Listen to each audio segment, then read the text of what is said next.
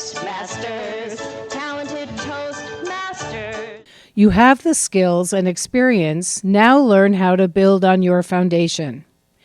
Our speaker has been a Toastmaster since June 2009 and has held many leadership roles since then in many different areas of his life, including Toastmasters, work, and his children's school.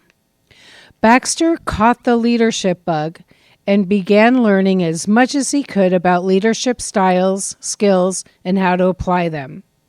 Baxter's zest for public speaking is what led him to Toastmasters.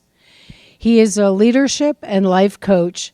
In his coaching, he specializes in assisting people identify their leadership talents, discover their personal mission, and teaching them how to organize their projects and tasks to help meet their personal and career goals.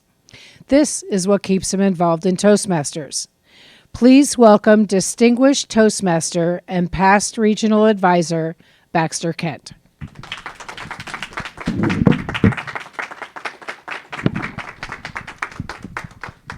Thank you, Donna.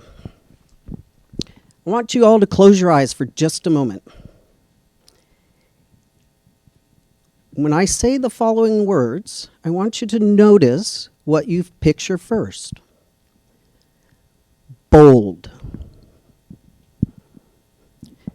Maybe you're thinking of entrepreneurs or those who stand up for what they believe in. Now, how about when I say fearless? Maybe you're thinking of firefighters, EMS personnel, people in the military. And then what about amazing? Maybe you picture a magician, caregivers, celebrities, teachers. Go ahead, open your eyes. How many of you thought about yourself when I said any of those words? Nice, nice. So here are the dictionary definitions. For bold, it's brave, daring, adventurous. Don't look at the screen, there are no slides. For fearless, the definitions are brave, courageous, bold, intrepid. And amazing is astounding, incredible, extraordinary. I'm going to share with you today some different definitions as it pertains to leadership. Now, you all have these handouts, and you'll notice that they're fill in the blanks. This is designed specifically to keep you awake, because it is a little early on a Saturday for education. Now, BOLD is actually an acronym. It's an acronym for leadership actions and characteristics. So the first letter B is to be an authentic example. Basically, you don't ask anybody to do anything you're not willing to do. Right? So let me give you an example. I have been under managers that will tell us that you've got to come in on your off hours when there's an emergency. And yet when I get there, or my team gets there, they're not there. How do you think that makes your team feel when you do that, right? Kind of makes your team, and you, if you're in that situation, feel less than appreciated. Or that it's unfair that I have to come in on a Saturday at midnight to fix a problem. Okay, I'll admit I'm in IT, so... but they're not there. The letter O stands for being optimistic. And a leader needs to set that example of being optimistic, because it doesn't matter how bad things get, a solution will present itself, especially if the leader is optimistic and encouraging to the team. L. This is a big skill set for leaders, and we learn it in Toastmasters. Listen. and not just hear the words, but actively listen. That means if there's something that's being said that's not clear, ask a question. The leader should be able to take that moment in time to explain what they mean. And then D, demonstrating integrity. Again, a core value of Toastmasters. That really means doing what you say you're going to do and expecting nothing less of yourself. Now, when I mentioned the different types of folks that you might think of when I say the words bold, fearless, and amazing, there were some thoughts in your head. Who would like to share at least one thing from the word bold that they thought of? No hands are raising. I'm going to call on somebody. And what did I mention about the front row? Destiny. I did think of myself.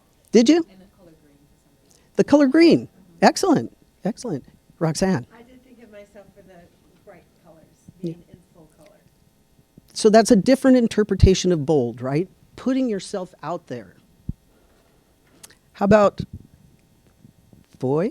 Yes, it is Foy. Thank you. I thought of a large fire when you mentioned firefighters. I know one of my best friends is a firefighter. Right? Okay. So let's go to the next word after bold, fearless. And when a lot of people think of the word fearless, they're thinking of in the absence of fear, right? And when we think about firefighters and EMS personnel in the military, they're running into the fire. But in this case, it's not the absence of fear we're talking about. It's acting in spite of the fear. Because as leaders, it's not about being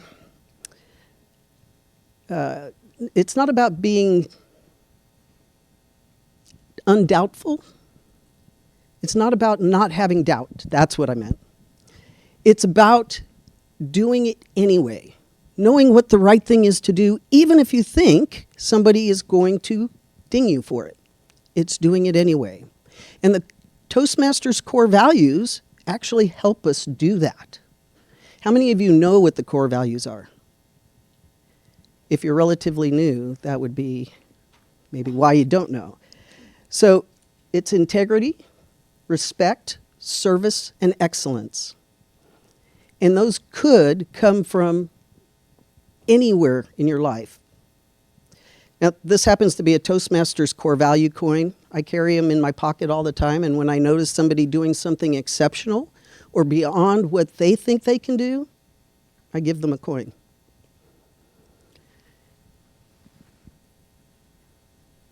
Now, let's talk about the word amazing. Amazing, in my opinion, is sometimes an overused word. And it's overused because it's one that typically means flashy or even brightly colored. And that's not necessarily what amazing means. Now, how many of you know what your leadership style is? If you've done the Pathways project, understanding your leadership style, you probably have a good idea. If you've done any leadership or management training, you've probably got a little bit of an idea.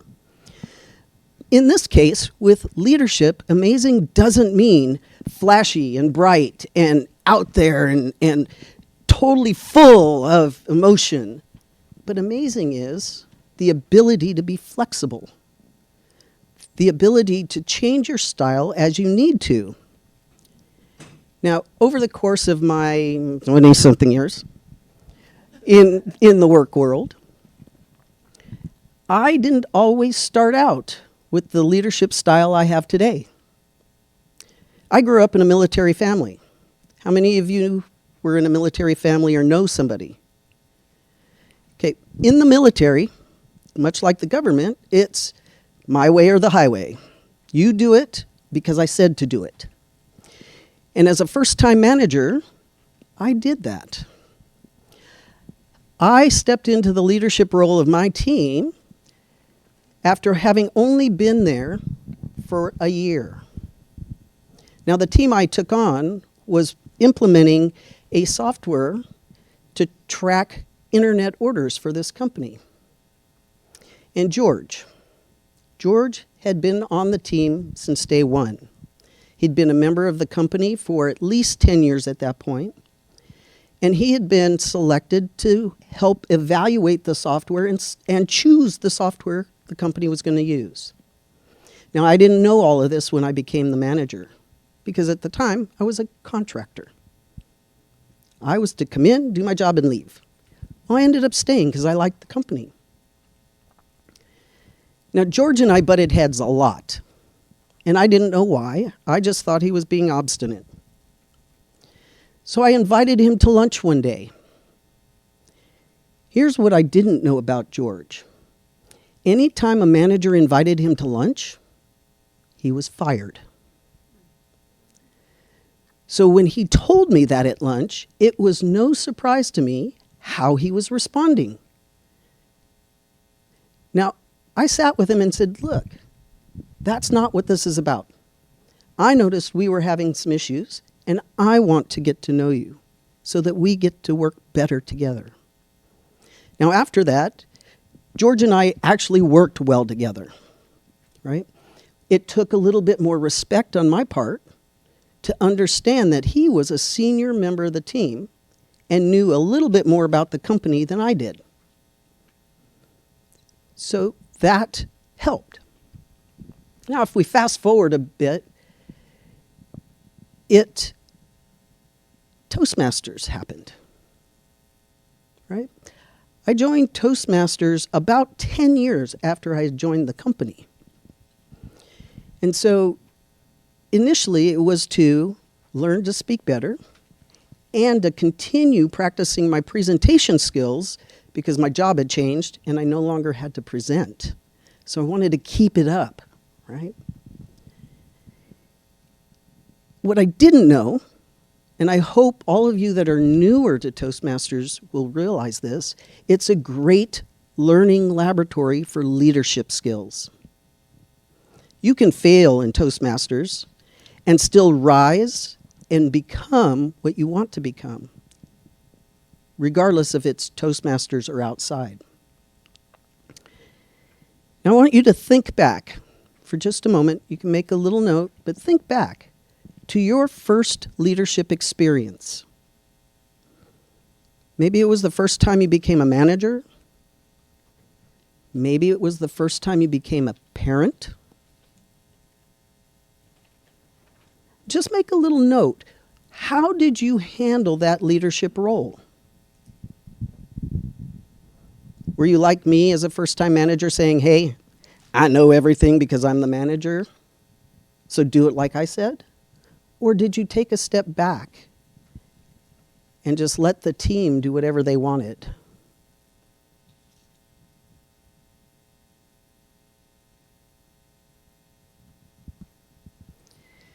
Now, not all of you have taken done the project understanding your leadership style. And I highly encourage you, if you are a leader, to take on that project. The sooner the better. Don't wait for the level in your path where it appears. Because you will find that you will learn something about yourself and not just your leadership style. How many of you know what your core values are? How do they play into your leadership style and the way you act as a leader?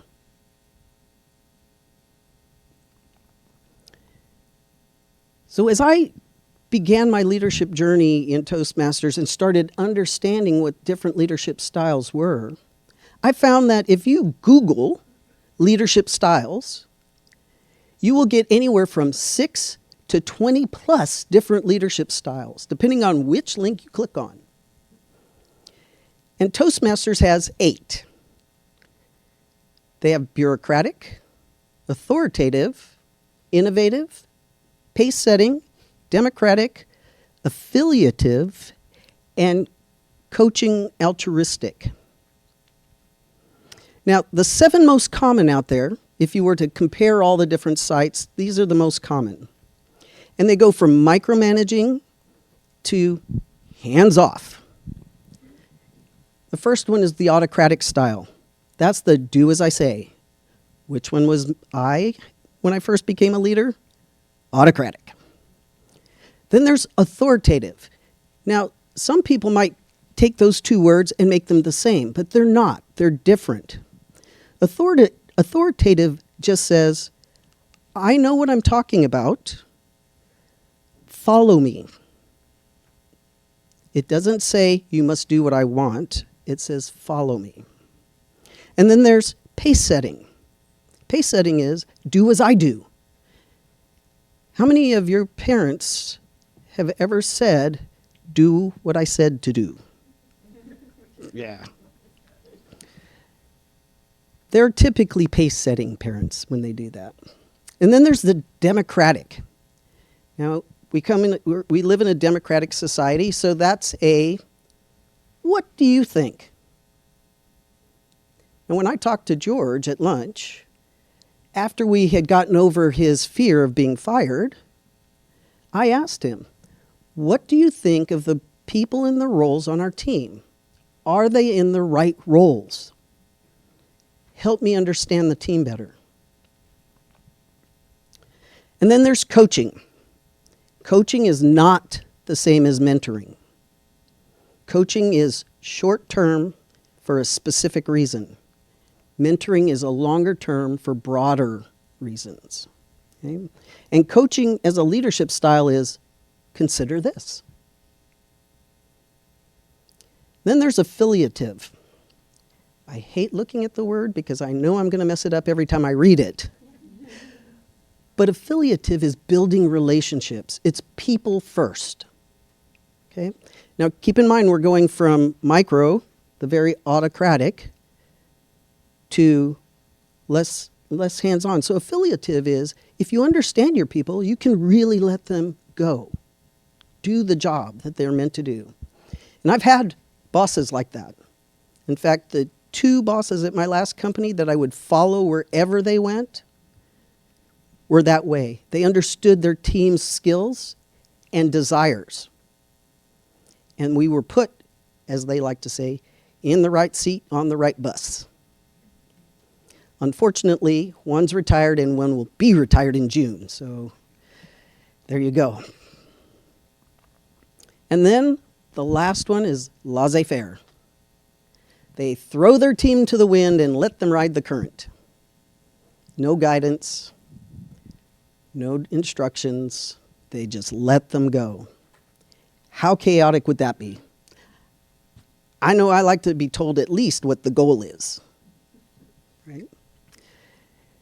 So now I want to tell you a little bit about how my leadership style has changed. Let me tell you about Roxy. Some of you know Roxy. She's a past district director in District 2. I was district director in February of 2020. Yes, Logan, you got it. Right at the start of COVID. District 2 was well on its way to being a distinguished district, and we were humming along. And then the word came down, shut everything down. You know when it happened? 1 week before our first area contest. I'm thinking, oh my God, what are we going to do? How are we going to handle this? And then I got a call from Roxy. She didn't text me, she didn't email me. She called me and said, hey, Baxter, I have a team who is ready to put in motion a plan to handle this. We need to delay the area contest by 1 more week, and we'll be ready. I did not hesitate. Why? Because I knew Roxy knew what she was doing. She and I had respect for each other, and I knew that the team she had built had no problems handling this. Now, granted, her team was sort of ready-built because it was the Digital Transformations Toastmasters Club. They were the first club in the district to really hone their online skills. They organized a training for everybody who was participating in that first area contest. And shortly after that, they were starting to get calls from around the world because they did these walkthrough sessions ahead of the contests and invited the world to come to the walkthroughs. Now, when Toastmasters International talks about it, they give kudos to some district somewhere around the world. But I know that it was District 2 that started it because nobody turned around an area contest faster than we did. Everybody delayed it by about a month. Now, that wasn't me. Anytime anybody says, congratulations on doing that, it's like, wasn't me. The team came to me and said, we got this plan. And I said, go. It wasn't me. So now I want you to think about, if you were to understand your leadership style today, not what it might be after you do the project, but what it is today, how might that have influenced your decision if you were the Toastmaster in February of 2020? I mean, District Director in February of 2020.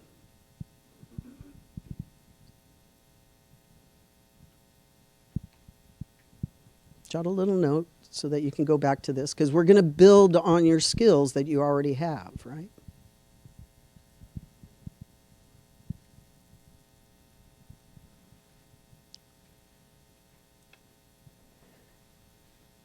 So I mentioned that flexibility is the key in leadership. That day when I got that call from Roxy, I had to be flexible as all get out. My ego had to be kicked to the curb, and I had to say, I might be the district director, but it's not my decision. It's not my decision how to proceed. If I had still been an autocratic leader, District 2 would never have been as successful as we were for all those contests. So what changed? How did I get to that point where I could kick my ego to the curb and allow others to take the lead?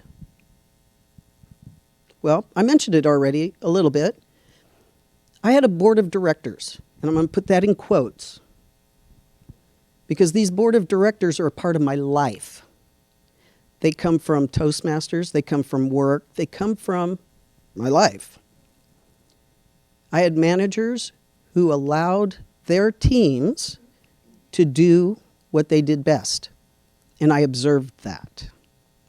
In Toastmasters, I will tell you I have not had 1 year, except for the very first year, where I haven't been a leader in some way. Here's why. My first mentor came to me 6 months after I had joined Toastmasters. And this was when we were getting ready to start our elections for the next year for our club officers. And he said to me, hey, Baxter, what do you think about running for Vice President Public Relations? I said, I don't know. What does that entail? And he said, well, here. And he handed me the club officer handbook, back when we had handbooks. And I said, okay. So I read up on it. Now, public relations is not what I was trained to do. I couldn't even put together my own little blurb for this workshop without some additional help to word it well. I looked at it and went, okay, I could use this. I could understand the marketing team at work better if I did the marketing kind of work. So I went back to him and I said, Bob, yes, I will do that. A week later, Bob comes up to me and says, my candidate for vice president membership backed out. Would you like to take on that role? I said, do I find the information about it in the same handbook? He said, yes. So I went away, I looked at it. Membership, that meant talking to people. If you're in IT, you're very much an introvert. I'd rather talk to the computer than to people. Mara knows, she works at Microsoft. But I went, okay, I need to expand my ability to talk to people. I told Bob yes. A week later, Bob approaches me again and says, my candidate for Vice President Education is leaving the country. Would you step into that role? I looked at him and I went, Bob, really? I went, okay. Now, luckily, I had already looked at the other roles, so I knew what it entailed. Looking back, I think it was Bob's intention all along to offer that particular spot. Fast forward a couple of years, and Bob became the Lieutenant Governor of Marketing, which today is called the Club Growth Director. And he was hosting a Toastmasters Leadership Institute, or TLI. Basically, it's a smaller version of the conference geared for training club officers. And he asked me to be the keynote speaker. Mind you, keynote speaking is about as long as this session is. And I hadn't had that long of a session before. Pretty soon, Bob was encouraging me to be an area director and then division director. Now, Bob is no longer a Toastmaster. He still lives in the area, but he's no longer a Toastmaster. And every time I consider a new leadership position, guess who I call first? So he is absolutely part of my board of directors. Now there's a new member of my board of directors. I say new, she's 20 years old. My daughter. She has been coaching me and calling me on my stuff since she was 4 years old.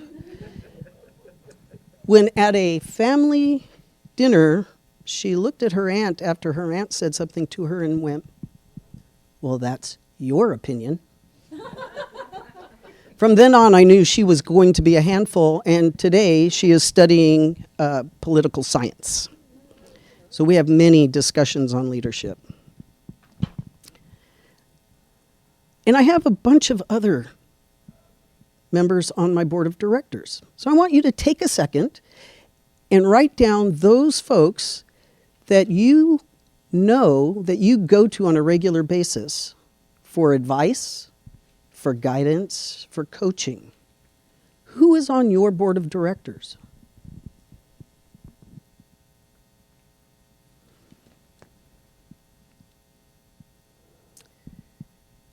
Okay, so I'm going to take a different tack now, just a little one. How many of you have goals? Either personal Toastmasters work. Okay. How many of you have a plan for those goals? Have you written them down? Yes. If you don't write them down, they're just wishes, right? So here were my goals at the time that I became a leader. I wanted to be a DTM and eventually district director in Toastmasters. I wanted to be a manager at work, and I wanted to own 3 businesses outside of work. So did I achieve those? Well, you'll have to see in a minute. Just take a moment and select one of your goals. I did get my DTM in a lot longer time than I maybe should have. And I did become district director. Now, how did I go about it? I took a look at my experience. What in the requirements to be a DTM and to be the district director had I already done that I could check off the list? And not just to check it off, but to know where I was in my journey towards that goal. What experiences did I have in life that made me qualified to do that? And then based on the requirements and what I'd already accomplished, I mapped out a plan. And I'll be honest with you, I was a little bit AR.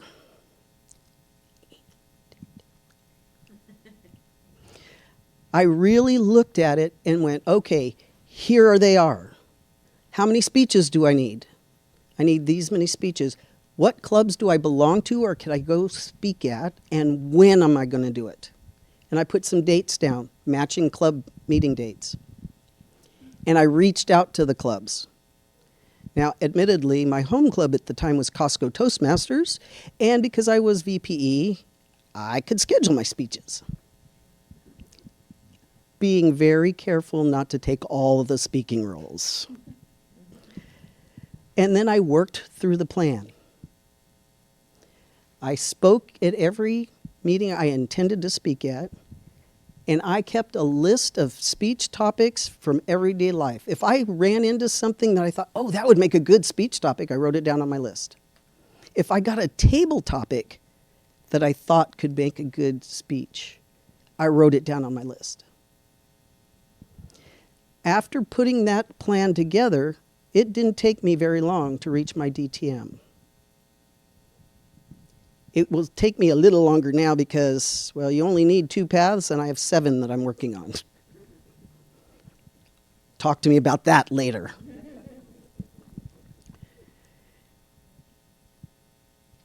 And then after I made the plan, I also decided what was my next step.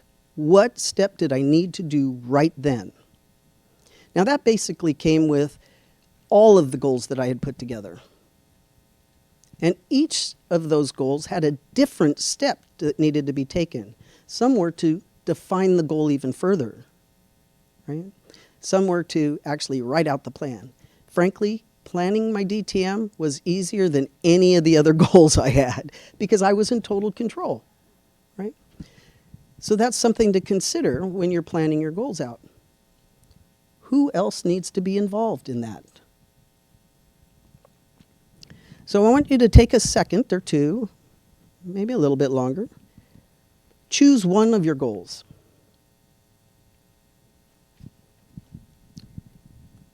Write one statement of what you know your experience is already at with that goal. Maybe you've taken all the classes you've needed to take to achieve your PMP.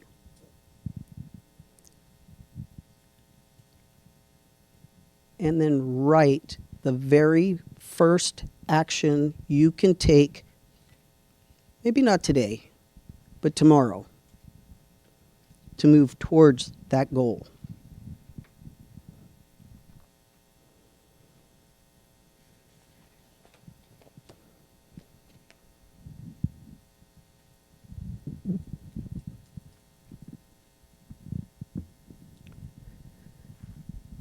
All right. I'm going to open it up for a quick Q&A. Does anybody have any questions? I was going to have you share, but I got the high sign from the timer, so.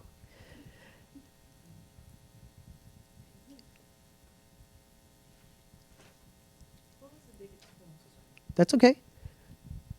Destiny. What is the biggest challenge that you found in your Toastmasters? In my Toastmasters career.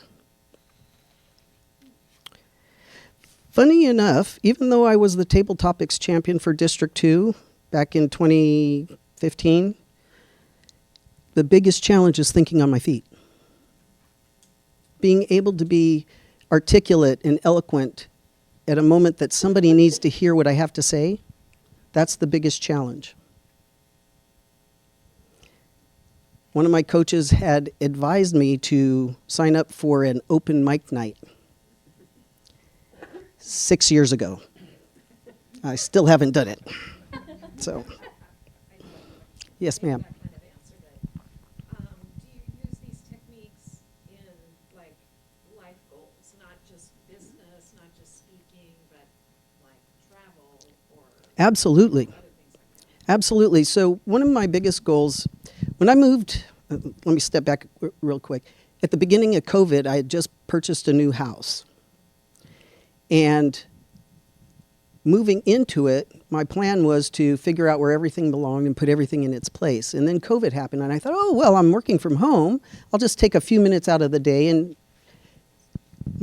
4 years ago, that was the goal. However, I've started looking at it again and putting my plan back into action. is if I look at certain areas like my garage, for example, it's overwhelming. And if I don't put a plan into place, then it will never get done. So yes, in life also.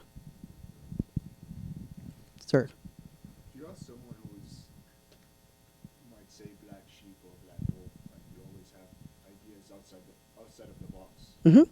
How do you share that with people and not be affected by their judgment and be confident with you? Yeah, so that's where bold and fearless come in, right? If you know it's the right thing to do, then you should be fearless in acting in spite of your fear to actually speak your idea, right? Check in with your gut. I do this all the time. Check in with your gut. Does it go against my core values? Yes or no? Does it go against the core values of the organization if it's related to business? Yes or no?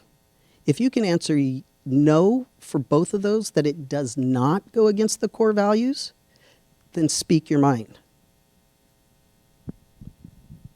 Logan. How do you incorporate feedback from your board of directors, especially when it's hard feedback or feedback that you don't jive with? Sure.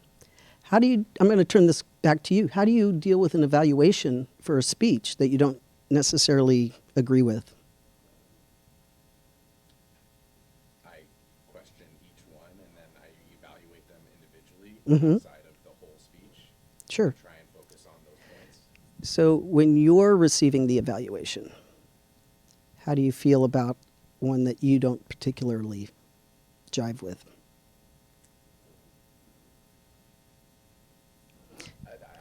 It's a weird feeling. Yeah, It's it is. unsettling. There's a little bit of ego And generating, right? a little bit. It's Because you kinda put your heart into the speech, like the effort. right? The same goes with leadership in your board of directors. If you're going to them for advice and you're going to them for feedback, then you have to go with an open heart and listen to them.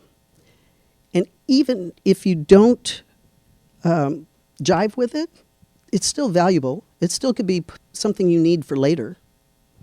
A gentleman named T. Harv Eker used to say at the beginning of all his workshops, even if you don't believe what I say, that's okay. Take it and put it away. And that's what I do. If somebody gives me a piece of feedback and I think, no, I did use vocal variety.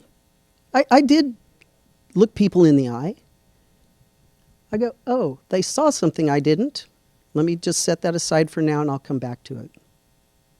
It is a matter of putting your ego aside, right? It's being that leader who is willing to hear other people. Again, going back to my Roxy example, I could have said, no, we're going to just stop all contests like a lot of districts did. But I put my ego aside and heard her. That's where the listening skills come in, right? All right. If you have any other questions, I'm going to be here all day. You can certainly find me. I'm happy to talk with you about them. So let's summarize quickly. Bold. Be an authentic example. O. Optimistic leader. L. Actively listen. And D. Demonstrate integrity. Being fearless isn't being unafraid. It's acting in spite of your fear. And then D, demonstrating integrity. I want to leave you with two quotes. The first quote is, only those who risk going too far can find out how far they can go. That was spoken at a District 2 business meeting a few years ago by Tina Tate, past district director. And the second quote, choose to be a leader who makes echoes, not ripples. That was from Erica Assad, VPE, Twin Speaks Toastmasters. And if you don't know about Twin Speaks, I encourage you to find out about them. They're the only prison club in District 2. With that, I thank you for being here, and I'm open for questions later throughout the day.